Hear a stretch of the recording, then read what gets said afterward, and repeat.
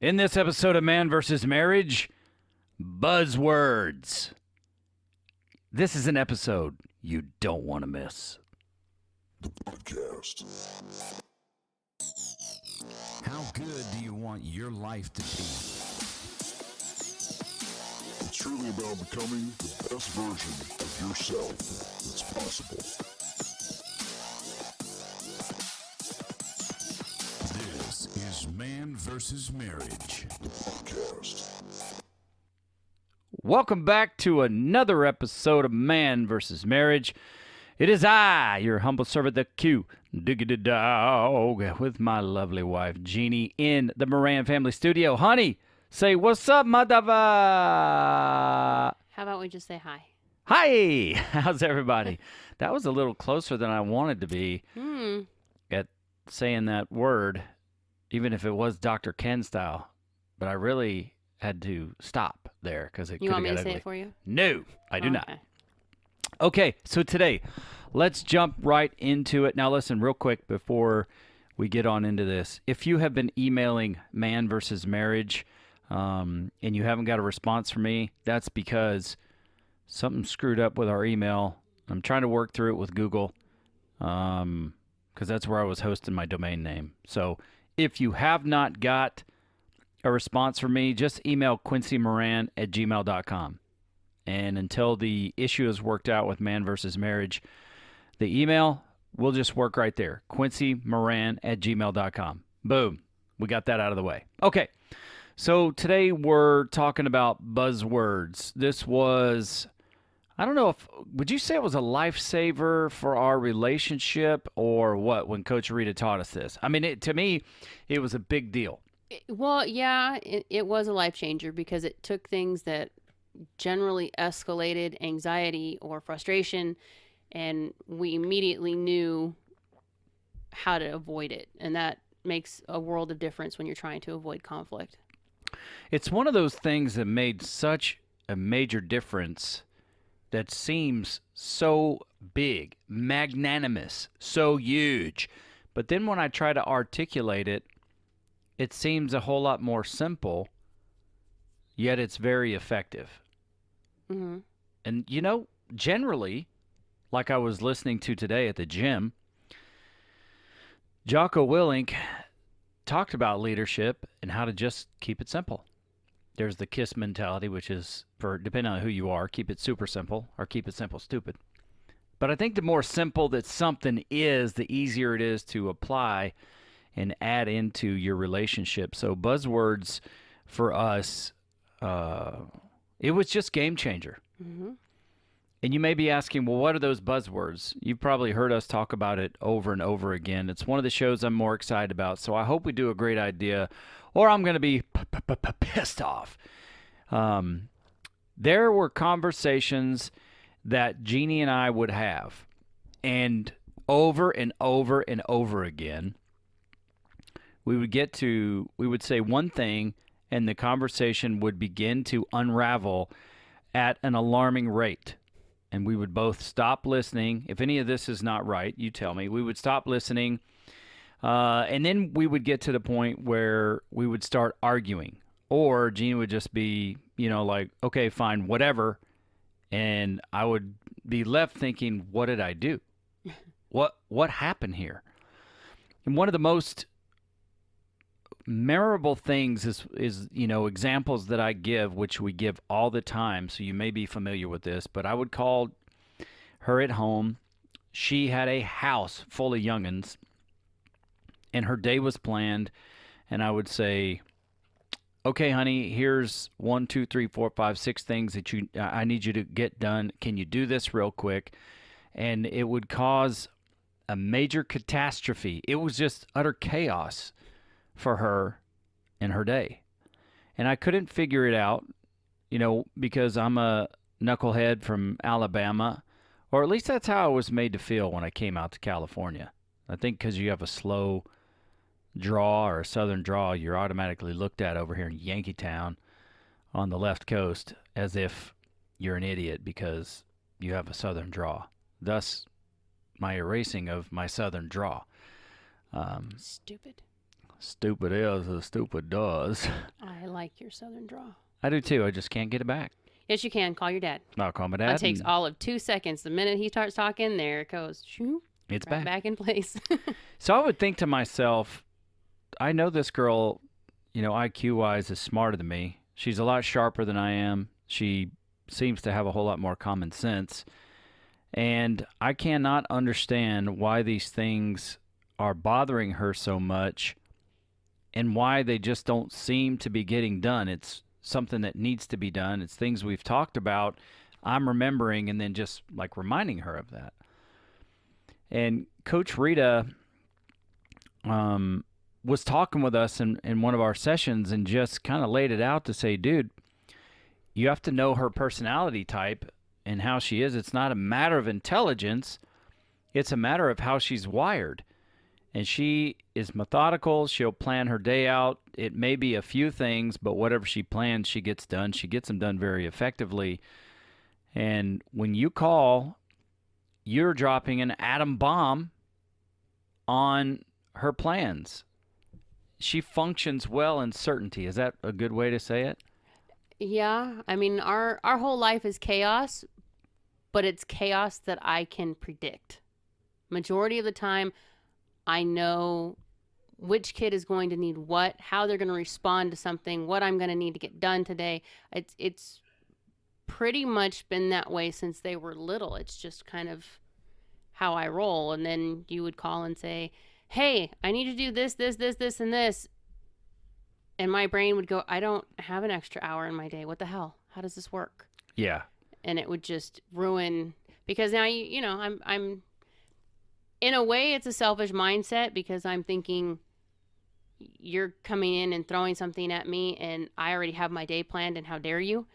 But at the same time, these are things that you need help with. So I should be a little bit more considerate to it. I just didn't realize it at the time. Well, in the same token, both of us could have been a bit more considerate, but I didn't realize that when I was calling you to add these things in. I mean, just thinking about it right now, you had, 5, 6, 7, 8 kids at one point, and for you to leave the house to do anything, It was a chore. I had to take them all with me. it was a circus. Just grocery shopping. Just to give you an idea, okay? I would do grocery shopping by myself during the week while he's at work. I would take 5 children under the age of 5, put them in 2 baskets, and push one basket while I pulled the other. And the 2 that had the seats in the top, that's the basket that we put the majority of the stuff in. The other basket that has 2 in the top and 1 in the back, they got all the small stuff because they could stick it around their legs. A typical grocery shopping trip by myself with 5 kids was a 5-hour day. Yeah. And that was just getting the groceries and getting them home. That didn't count coming home and unloading it, putting everything away, cooking dinner, and taking care of the 5 little munchkins who were all hungry and starving because mom just bought all these really cool snacks and they watched me buy them all. Yeah, no doubt. So everybody's sitting in the kitchen pacing the floor of, when are we going to open the box, Mom? When are we going to open the box? Yeah. So it was, at the time, given the way my schedule ran, any little addition to my day just blew me out of the water big time. And the fact is that before we created this buzzword phrase in our relationship, these were actually like trigger words. Now, when I'm talking about trigger words, it's not like the current idea of trigger words that we have in today's society where like every word is something that causes chaos. It's not like this extremely thin-skinned situation where every utterance can be determined as a microaggression against humanity. But these trigger words were basically miscommunications in our marriage and places that we had anchors that when we would hear these things, it would cause a deep level of frustration because we were harboring resentments for some of these things that were going on, and we had to learn some things about ourselves in the same token. Because I mean, look, I started so many things, and when my son was being born, I was a part of a theater production company, and the show must go on. So he came to a play brand new out of the hospital. I still remember that night. Yeah, and I don't know. It's what I saw growing up, so it's what I did. My dad was always on the hustle, trying to do something to provide for our family. I was out on the hustle trying to make one of these dreams work so that my family would be well taken care of. And I made my own mistakes. I made my share of mistakes, I should say. So anytime I come up with a new idea, whether it was good or it was a harebrained idea, Jeannie would talk to me about the idea, and the common word was glitch. The glitch. The glitch. And I felt like I knew every time it was going to come out of her mouth, and it would just irritate the piss out of me. Because I would come to her with this new great idea. When in her mind, when she heard a great idea, it's, okay, how much more time are we going to have to sacrifice with you being gone in order to make this next great idea happen? And looking back on it, I do understand. When I was home, I was home. When I was out coaching football or printing T-shirts or whatever I was doing, I was there and I was all in. And I was not around as much as I wanted to be, nor as much as my family needed me to be. So when I would bring these things to her, it was the next big thing that was going to help our family. And we were struggling financially. We were struggling in our marriage. We were struggling with intimacy, all kinds of things. But the next big thing was going to be the thing that helped us. And she would begin to rattle off the glitch, and it would just really piss me off. And then there were times where we were frustrated with each other, or I was frustrated, like really upset. And she would ask me, "Are you okay?"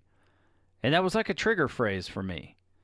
And I would not react very nicely about that. No, you didn't. But it wasn't until we got in front of Coach Rita and we would talk through these things that we kind of realized that what we're trying to say authentically is to help our spouse, but we really didn't know how to put our defenses down, and be able to receive that so that we could communicate better. And there were, like, Jeannie would ask me to hold her accountable for her diet or her exercise. And whenever I did that, she would lash out at me because it was like a trigger word. It was a miscommunication. She was getting upset with me for using her words back to her, but she would take it out on me.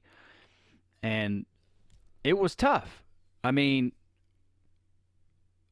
the other side of that, though, before we get into these buzzwords, is when you find a phrase or a word or something that really triggers something in you, now I like analyze myself to say, why does that make me so mad?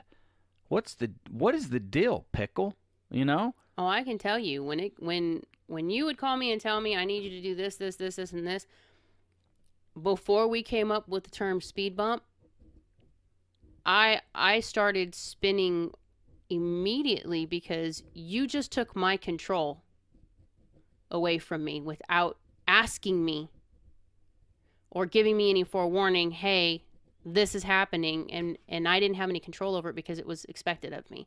Now, that may not be what you meant by it, but that's where my mind goes. Because for me, if I've got things planned out and I'm in control of what's supposed to be happening today, and then you say, okay, so I need to do this, and I need to do this, and I need to do this, and this needs to get done too. So if you could just put the kids in the car and take them with you and just go get this done real fast. Okay, there is nothing real fast about loading up the kids and getting something done, even now. Yeah. But Now when you call me or you text me and say, hey, usually it's a text that says, I got a speed bump. And then he says, I'll give you a minute. And he doesn't send anything else until I respond and say, okay, give it to me. All it does is reset my mind frame to say, okay, he's not taking the choice away from me. He's telling me there's something that's coming that I need to know about. And he's giving me the choice to say, okay, give it to me. Or, and there have been times, you can ask him. He's had some times where he's texted me and said, I've got a speed bump. And I've sent him a message back that said, I can't. Yep. Not today. Yep. And he would say, okay, I'll handle it. And but being able to have that ability to say, I'm maxed out today. I can't take anything else. You're going to have to handle it. Or can you move it to a different time frame? It makes a world of difference, because if I can't take it today and he's pushing it on me anyway, I'm going to blow up, and then I'm going to break down, and we're going to have a problem. And we both recognize this after years of going through it. Right. And it really helped to understanding how you're wired and you understanding how I'm wired, and coming to the agreement, that we're not going to do something to hurt each other on purpose. So that's number one. That kind of has a little bit less of an impact on this conversation, but at least if you have that to fall back on, it'll help you when you're identifying what is going on. So Jeannie already talked about it, and that's one of the most impactful, if not the most impactful buzzword that we came up with, which is speed bump. Now, I believe it's that, disc personality. You have that the people who are wired with the C, high in the C category, where they need things to be planned. They need things that are certain. They need a well thought out plan in advance so that they know what to expect, because uncertainty throws some people for a loop. Oh, it makes my anxiety go crazy. Put it this way, just to give you an example. When we wanted to start taking the kids, we used to do annual passes for Knott's, and then we had season tickets for AHL hockey. But the deal was, I went with my girlfriend first to Knott's Berry Farm, and we did an overnight stay, and we checked things out. We went on the rides, we had dinner, whatever. I had to know where are the exits, what do they have for handicap access, where do I go to if I need something for her, is there a pass that we use for the beginning of the line, is there a way that because Kiki doesn't have the patience to be in line for 2 hours.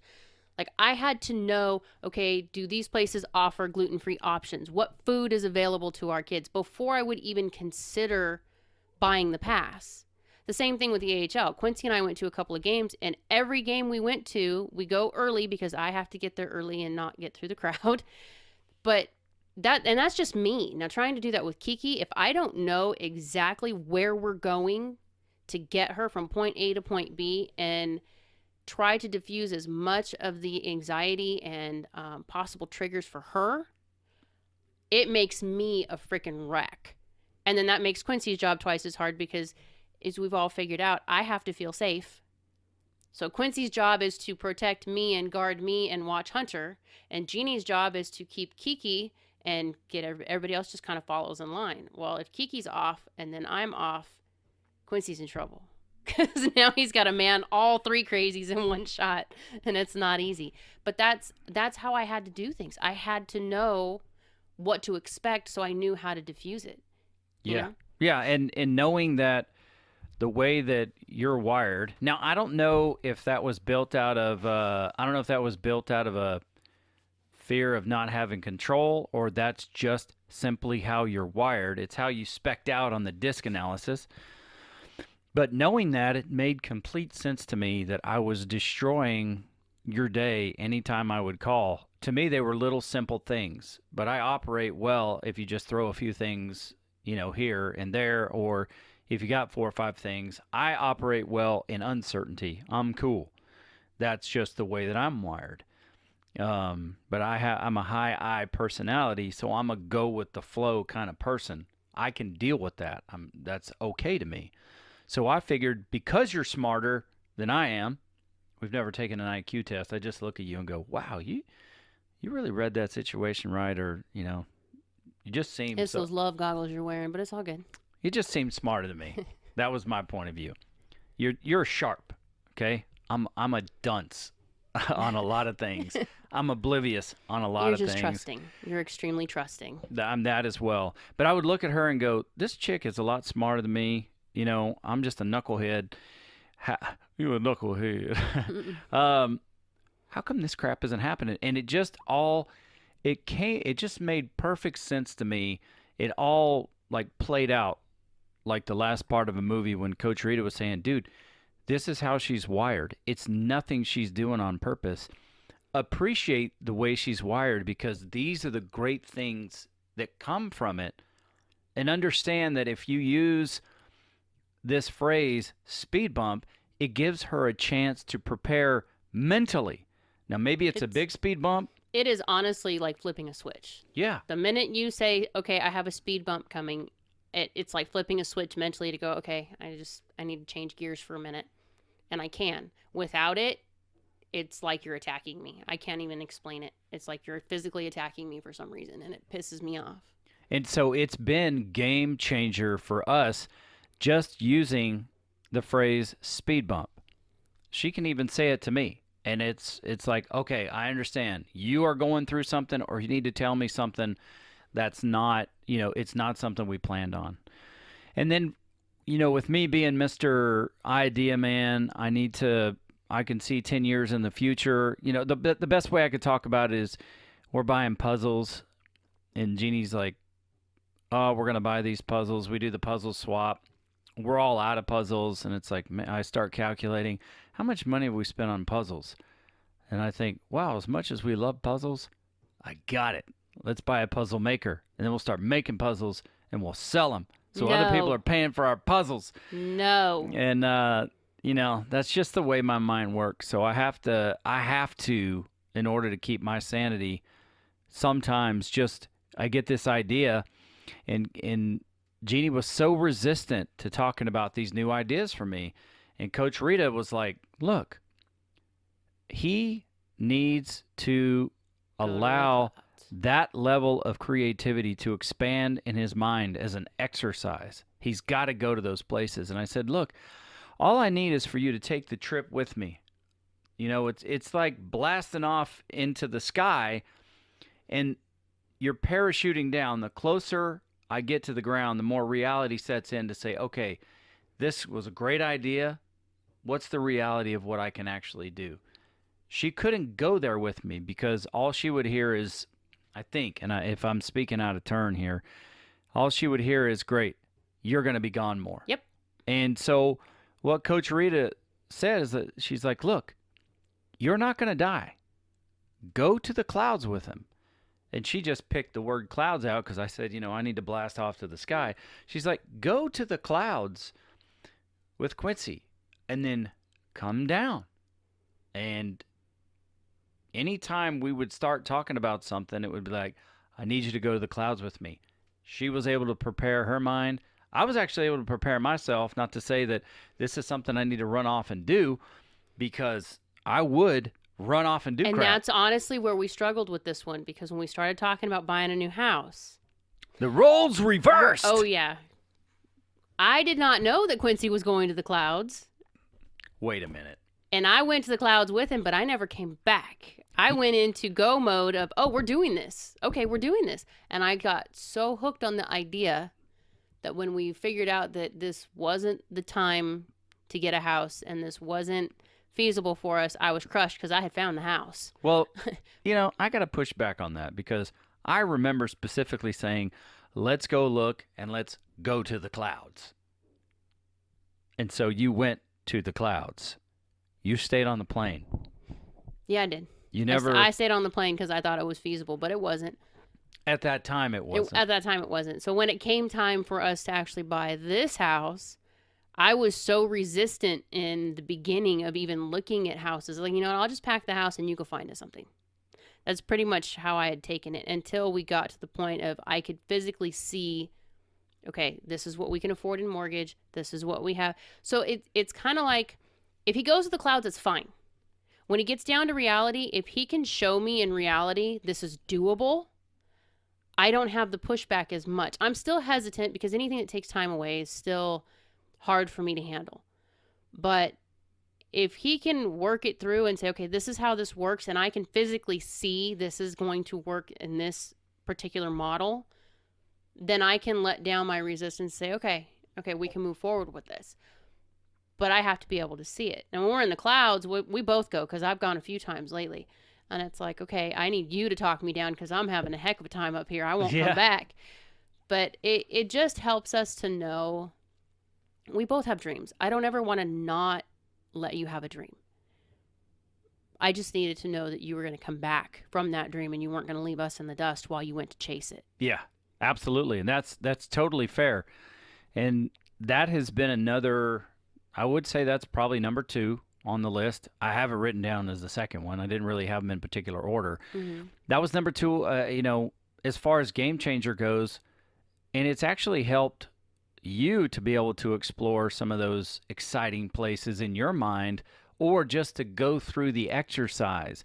I don't know if it's a dopamine hit for me. I don't know what it is, but I love to think big. And I can get caught in, because I'm an idealistic kind of person or a futuristic person, I can take a faster trip to the ground because I'll look 10 years in advance and say, oh, I don't really like where that's at. Down, down, down, down. We're going down. But, and you've talked me off the ledge sometimes as well.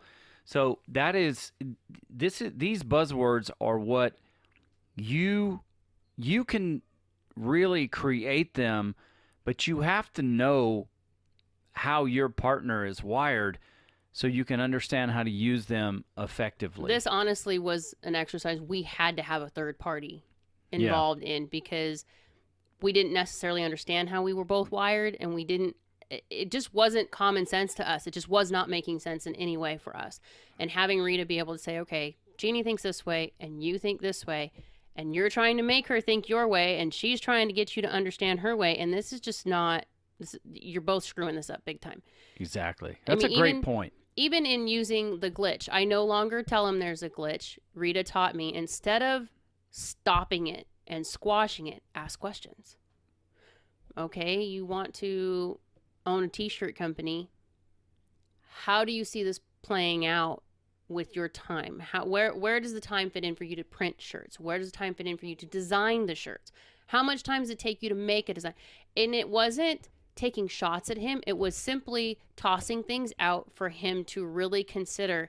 Dude, it could take me up to 5 hours to make one shirt design on the computer.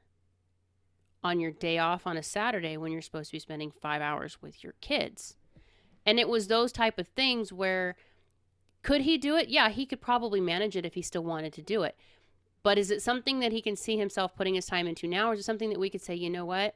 The kids are getting ready to graduate. They're going to be moving off on their own. This is something we could revisit at that time when you have a little more freedom to do a little more of these things. It doesn't mean no. It just means no for now. And that was the biggest thing that we had to come up with, is a lot of these things for us, including me, it's just no for now. Yeah, it's not, and that's where I came up with the terminology. It's like it's not no forever, it's no for right now, and we can go back to it. And whatever this is centered around for you, wherever you're having those hang-ups in your relationship, and the third party does help. I mean, you can bounce those things off of Jeannie and I. QuincyMoran@gmail.com. You can bounce those off of us. I mean, we can do that. We can jump in, listen to what you and your wife have to say, make some suggestions, because it comes down to another thing that I have I've determined that sometimes when you're standing in the frame, it's too hard to see the picture. You have to step outside of it, and a lot of times it is a third neutral party that doesn't have any skin in the game that can just listen to what you have to say and then help you find a way forward, which is helpful. So the third one on the list is rain check. And rain check was definitely game changer for our sex life. Yeah, it was. Because at the time that this was determined, I don't even know how we came about coming up with this. Was that in the marriage conference, the rain check concept? Mm-hmm.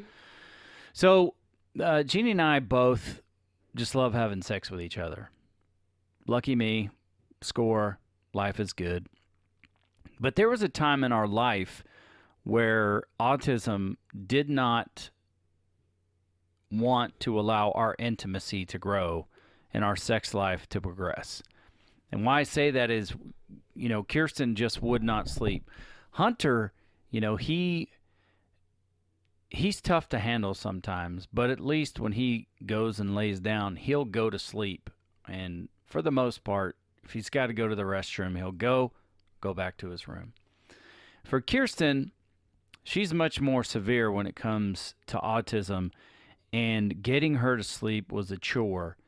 Keeping her asleep was a chore. Yeah, she can't use the bathroom by herself. She can't take care of a majority of her needs for herself. So she's a very hands-on.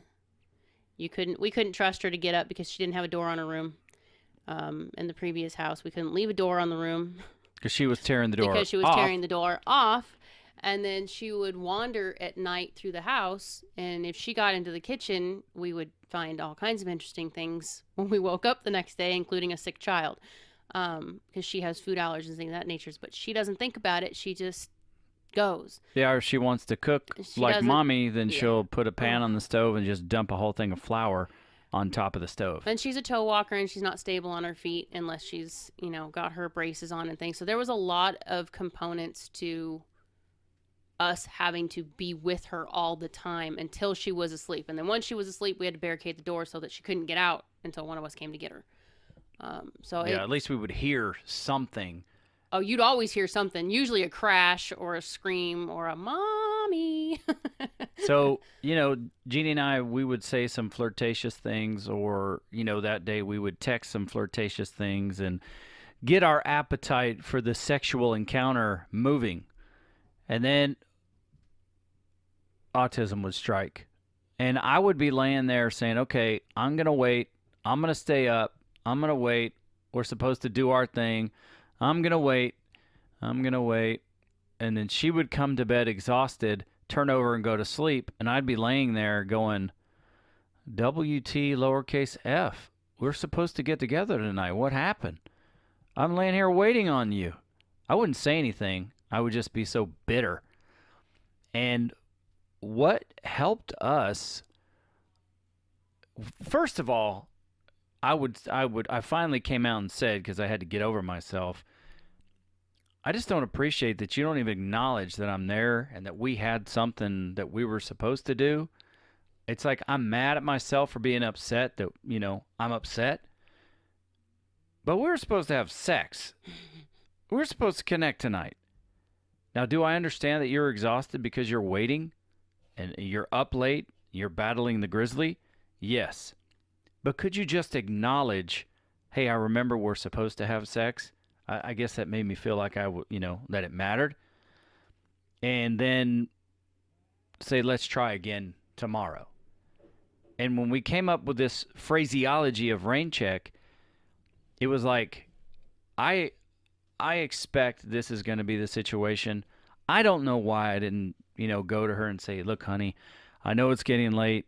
I'm just going to go in there and lay down. I don't know why I acted that way. It was crappy. It was Because we liked sex and we weren't getting any. It was adolescent, though. I could see I was annoying myself at the time. But when we came up with this, now it is, if something comes up, it's like, honey, I need a rain check. Okay, but this, just so you understand, this is not one of those things where you use it like, oh, I have a headache, and you just brush off sex forever. That's not how this works.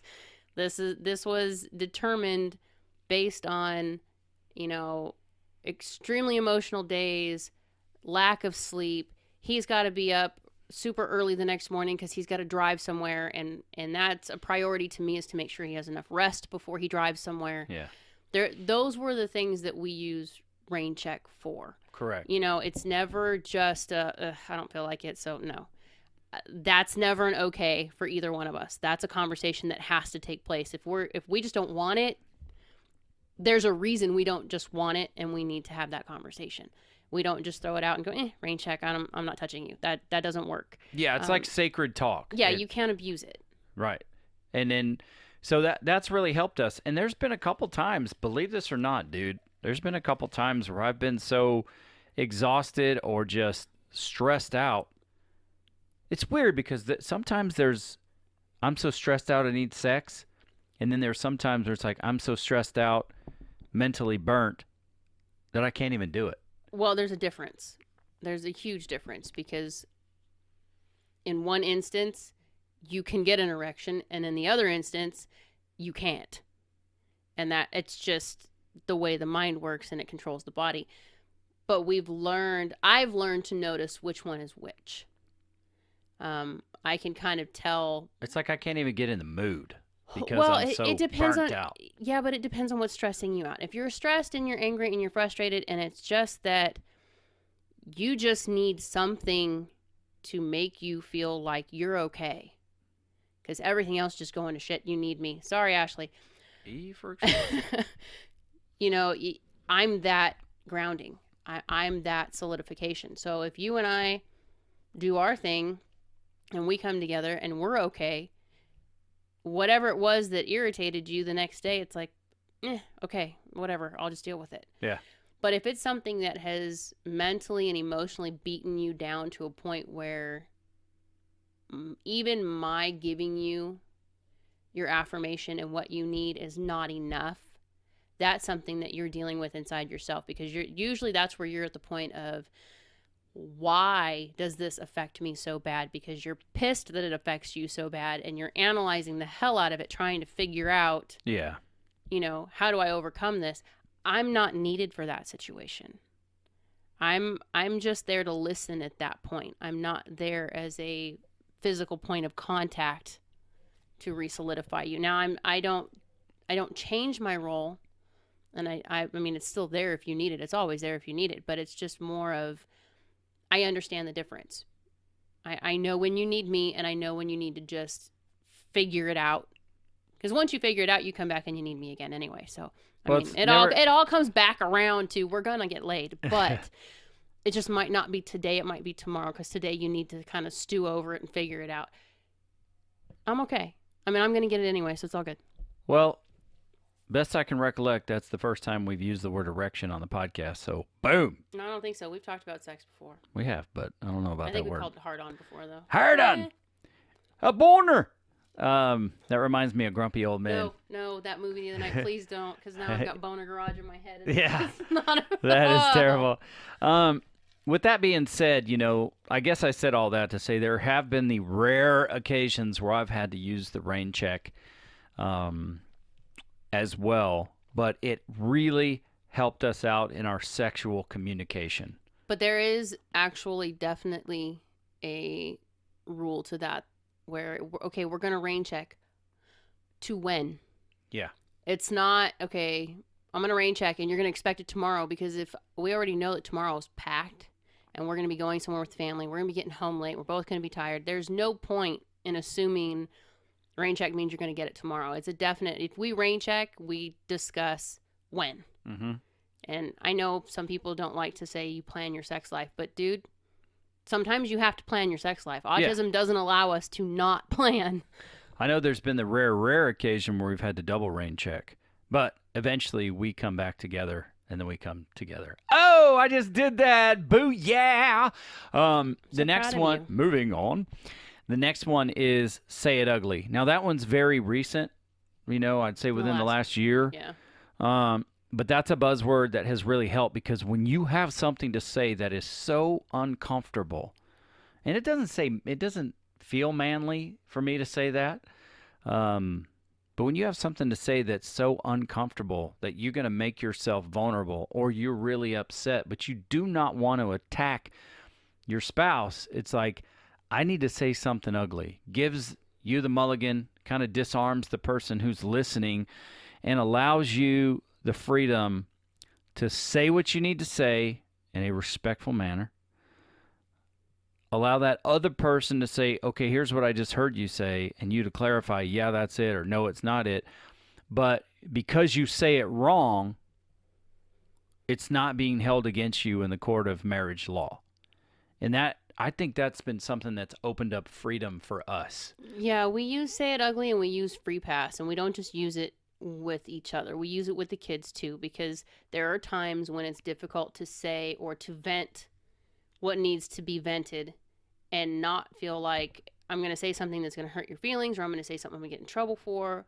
We use both, even with the kids. Like, okay, you know what? Say it ugly. I'll give you a pass. Say it however you need to say it, whatever language you need to use. Let it all fly. And when you're done, we'll discuss it. That makes a world of difference with us and with the kids, because I'm not holding you accountable if you say something that it might still sting. I'm not going to say it doesn't. It might still sting. But I understand that that's not how you're trying to convey it. Mm-hmm. It's just the only words that you have at the moment. Just sometimes you can't find the words to say something, and you know it's going to hurt, but it's like, I got to tell you though, because if I don't, it's just going to get worse. So it for me, it's more allowing that freedom to say whatever, whenever, however, and not have anybody throw any darts at me for it. Yeah. And you know what's really cool is one of my proteges the other day was talking, and she was talking to someone else, and she said, "It's okay. Say it ugly, and we'll figure it out." Eh. And I was like, "Listen to Yay. that." I said, "You use what I taught you, using my words." So we gave each other a high five, and it was cool, because I think it's something that's so simple, but can be so effective at the same time. Well, and you avoid triggers at that point. If you warn somebody ahead of time, you know, I don't know how to say this. I'm just going to say it ugly, and hopefully, you know, we can get through it. It automatically diffuses anything that you might say that might be a trigger. Yeah, And any defensiveness is kind of melted away. You listen to it differently when you know that the person who's saying it is honestly struggling to say it Mhm. because they don't want to hurt you. They don't want to offend you. Very fair. That's why the second side of that is, you know, say it ugly, and then we'll clean it up. That is there for specifically what you're saying, which is, I don't want to hurt you, I don't want to offend you, but I cannot figure out how to say this right, and I am struggling. But the clean it up part is, okay, so what I'm hearing you say is, Yeah. and if I'm not hearing this correctly, then let's try this again. But you're giving the opportunity to speak freely. Mm-hmm. And that's so rare in so many things now that I think it helps with more than just marriage. I agree. And that's something you've got to develop within your relationship, but it's something that's definitely a buzzword, or a phrase in this case, that has been very helpful for us. It's especially useful when you're coming across something that you know has been a problem or a sore or, you know, a hard point for your spouse. And maybe it's something that they pick on themselves about. Maybe it's something that other people have said and it's hurt them. And now you're coming to a place where you need to address it. It's very, very helpful, because otherwise you could actually make the person feel a lot smaller and take a chance on In your response, yeah. because that it's one thing to take something from other people. I can take stuff from other people, and yeah, it will affect me, but it will roll off me a hell of a lot faster than if it came from you. So giving me that, I need to say this ugly, prepare yourself because this is not going to be a good conversation. I know that you're not intently trying to hurt me. You know, you're not intent on trying to hurt me or purposely saying, you know what, I agree with this person, and, you know, going off on your little tangent. You're letting me know this is actually an issue. They might not have said it the right way or gone at it the right way, but this is something that you need to be aware of. And then you usually help process through it. Yeah, I agree. Just to run through the last few here, you know, we've talked about sex a lot on this podcast and saying, I need you tonight. Now, Jeannie's version of that was, if she's needed, good. If she's wanted, it's like a service. In my opinion, if you say you want me, there's no better thing to say. And I don't have a problem with you wanting me now.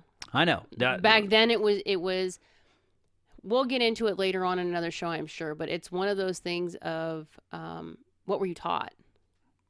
What did you learn? What were you taught? What did you see?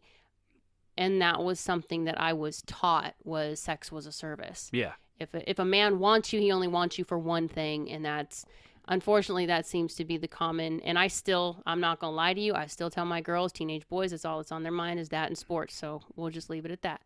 But the intent and purpose of it back then is it created a stigma, and I couldn't get rid of it. Yeah.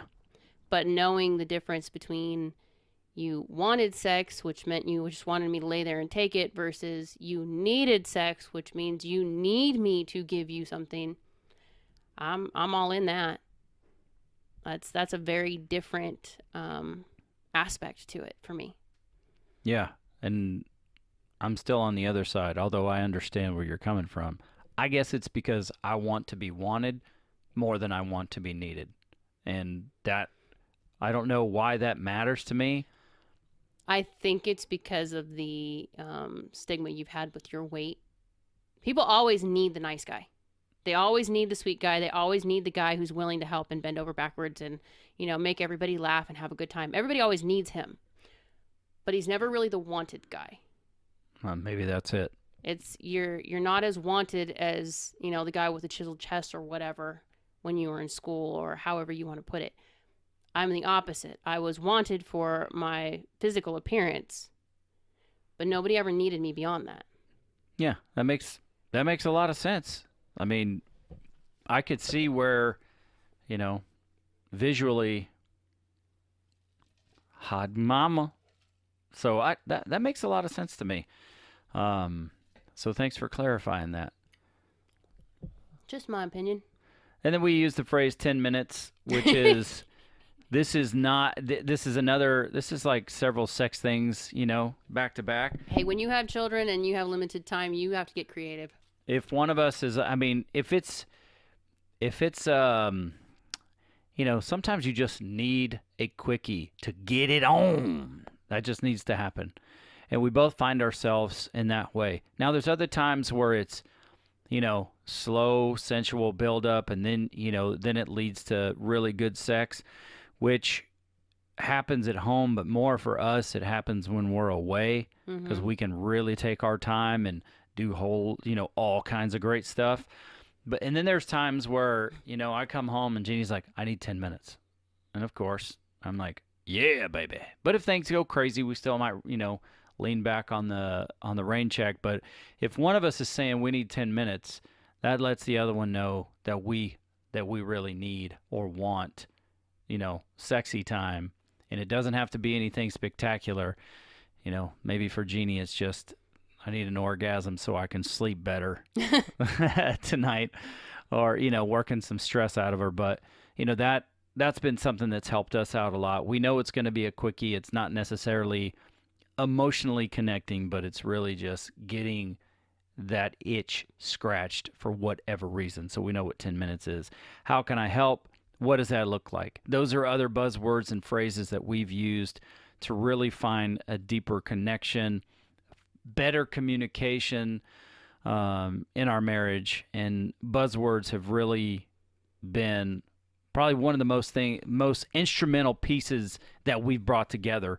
And I am certain it can help you. And if you got some buzzwords in your relationship, people are so much further ahead these days than we were, because information is so readily available. Here I am thinking this is groundbreaking, and people 15 are learning about this now, where, we were in our 30s learning about it. So, as information is more readily available, it just gets out there faster. I was listening to a podcast with somebody in their mid-20s. They're saying the exact same thing we're saying. We didn't know this at that time because this wasn't popular like it was when we were in our 20s. And in our 20s, we were just trying to freaking survive triplets, twins, blah, blah, blah. Well, marriage counseling 20 years ago, 30 years ago is very, very different than what you and I went through. Because if somebody would have told you and I what they told my parents, hell no. This would not be happening. Just depends on who you go to, but I love head of the household. I understand it. I agree with it to an extent. Yeah. But yeah, no. Yeah. Sometimes when you involve religious counselors, which Rita was our pastor, but she But was she definitely never shoved God into the conversation when it came to marriage. yeah. It was about you and me and us, not about what God believed or what the Bible says or any of that. Not that it's wrong, but for me personally, the minute you toss in the Bible says or God says, That was a trigger word for Jeannie. those are triggers, or the Christian thing to do, or as a Christian, I'm just going to tell you right now, I'm done. Conversation's over. I have shut off my ears. We are not having this. Not because I don't believe in Christianity, not because I don't believe in God, simply because you are living, in my opinion, underneath a standard that is not attainable. It is too freaking perfect to reach, and I don't believe that I'm any less human than he was when he walked. So, Well, anyway, I think also that some of those folks from church, God love them, I know He does, but they kind of burnt you because they really used those scriptures in a very dogmatic way to make you feel less than you were. yeah, And I don't like the fear aspect. I don't like the aspect of no matter what you do, you're never going to be good enough. Because I hate to tell y'all, but we already live in that mindset growing up Mhm. because there's enough people in the world telling us that. I really don't need to think that the one place that I go to be accepted doesn't think I'm good enough. That doesn't really help. Kind of counterproductive to the whole mission there. I know there's plenty of scripture in the Bible, now that we've jumped on this, religion aspect, that you can use to really construct a very successful marriage. I know that because I've done that. One thing I could point at, not trying to convert anybody to Christianity, just saying, husbands, love your wife as Christ loved the church, in so much as He gave His life for her. And I take that seriously, and I use that as a part of my personal philosophy, because I would lay down my life and have given my life to Jeannie and loved her in that way. And I work hard to love her in that way as best I can. I'm not perfect at it, but it has helped me because, I believe she's a gift for me, and I've given her my heart, and I'm all in. So, there's some very healthy, good aspects, that the Bible does give for a marriage and a relationship. But there are people who can use scriptures dogmatically and justify their desire for control over other people that is not healthy. Yeah. And that is where those lines get crossed up. So, our marriage counseling came through the church. Our seminars have come through the church. The things that we've learned have come through the church. The difference is no one ever threw God at us. It was never, thus saith the Lord. It was never, the scripture says it was never like that. It was brought in a perspective of your husband and your wife. mm-hmm. And these are the things that we're discussing as people. Christian, non-Christian, faith, no faith, didn't matter. It was about the people, and that's the huge difference. Now, I can look at the stuff that we've learned, and I can look at the books that we have and the questionnaires and things that we filled out while we were there, and I can see where the scripture is in it. Yeah.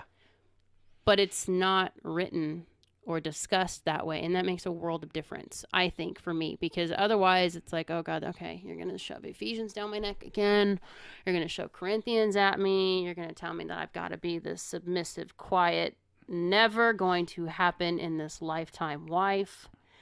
And, looking at Quincy and I and having Rita go back and forth with us, I am so opposite of what would be considered the quiet, submissive wife, but yet I do submit to you. Well, that's why I say some of those things are twisted in a dogmatic sort of way. But it's people doing what they've seen done. They want to be in the will of God, so to speak. But I can show them a better way, and it can be based biblically. And It's just simple. I just look at it this way. I'm not looking for anybody to tell me whether it's right or wrong. I'm looking for what you and I believe is right. Yeah. What works for us, it works for us. If it doesn't work for you, great, it doesn't work for you. But it has been a huge game changer for us. It has made a major difference in not only our marriage, but in ourselves, how we raise our kids. Hearing your kids say, I want a marriage like yours, or I want someone like Dad because of the way that he takes care of you. Yep. You know, having a teenage boy who never had structure like this come in, and the first thing he realizes is that the mom isn't to be walked over, the mom is to be respected. Mm-hmm. And there's a man that's proving that. Mm-hmm. It makes a huge difference. Huge difference. Yeah, it does. It really does. And you got to eat the meat and spit out the bones. That's another buzzword. Yep. That's another buzz phrase. And obviously, Jeannie's got some triggers, so to speak, when it comes to organized religion that she's just not a fan of. And I can understand because I'm not a fan either. I maintain my faith in Jesus Christ, which is cool. I don't beat the drum on this podcast. But we can relate if you've had some issues, and I don't blame God or Jesus. You know, it's a bunch people of are people. It's their fault, not his. it's people, and that comes across any industry in the world, not just religion. That goes through all kinds of industry. You know, so it's not particular to one thing. So with that being said, we kind of got off on a tangent there for a minute. My bad. No, it's good. I'm glad you shared that. I think it's important. It's important to say what's on your heart. This is just as much your podcast as it is mine, so speak your mind.